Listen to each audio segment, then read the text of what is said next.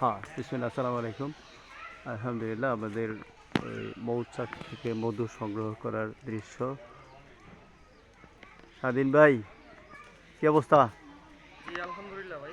বিসমিল্লাহ কয়ে ওঠেন, বিসমিল্লাহ। জি বিসমিল্লাহ বলছি। মৌচাকে এটা একটা পবিত্র জিনিস, বিসমিল্লাহ বলে উঠতে হয়। ভাই অনেকে তো বলে অনেক কিছু বুঝছেন।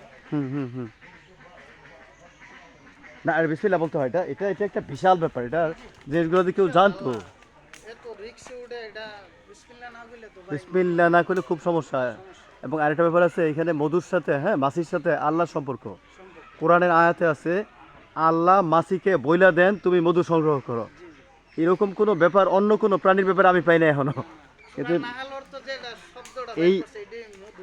এইখানে নাহাল অর্থই আল্লাহ মধু বলে দিতেছে মাছিদের, এই তোমরা মধু সংগ্রহ করো। সংগ্রহ করে।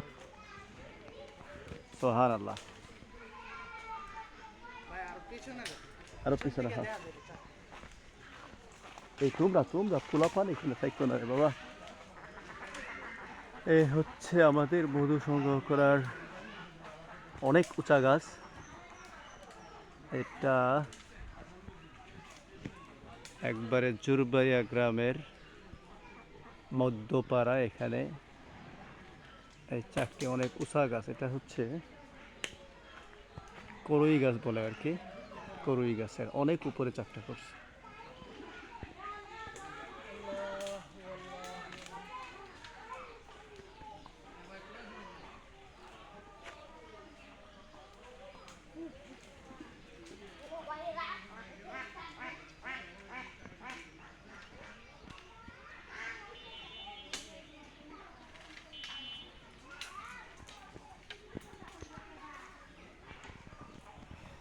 আমাদের মোবাইল ভাই অলরেডি উঠে গেছে উপরের দিকে। গাছটা 150 ফুট হবে না, প্রায় না, 150 100 ফুট হবে, হ্যাঁ? 100 ফুট 100 ফুট 100 হবে, 100, অনেক উঁচা গাছ। একবারে গাছের উপর প্রান্তের চাক।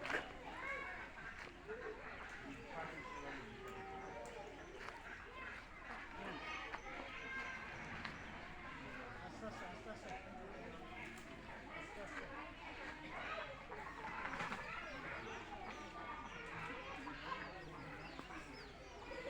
জুম করে দেখানোর চেষ্টা করতেছি। এখানে এই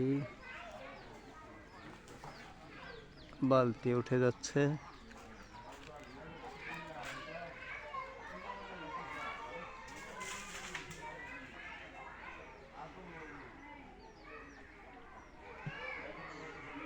চাকটা উপরে দেখা যায়।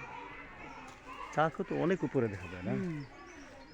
চাকও তো অনেক বড় চাক ওই জন্য। কোন কোন সাইডে দেখা যাচ্ছে না যায়? এই যে দেখা যায়, এই যে দেখছেন, এই যে চাহের একটা দেখা যায় অনেক বড়। পুরো ঢাল জুড়ে? জি জি। ওরে আল্লাহ, সোহা। ওই ও, হ্যাঁ হ্যাঁ হ্যাঁ হ্যাঁ, এবার দেখতে পাচ্ছি। দেখছেন। গাছের পাতা, ঘন পাতা, তো ঘন পাতা তো দেখা যাচ্ছে না।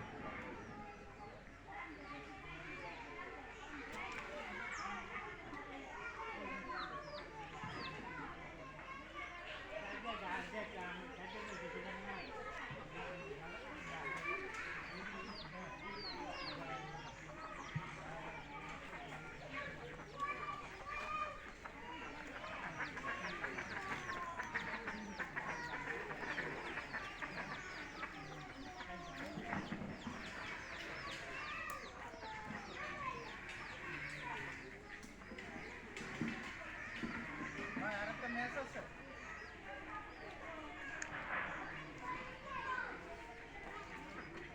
সুবহান আল্লাহ, আলহামদুলিল্লাহ, লা ইলাহা ইল্লাল্লাহ, আল্লাহু আকবার। ইয়া রাব্বি লাকাল হামদু।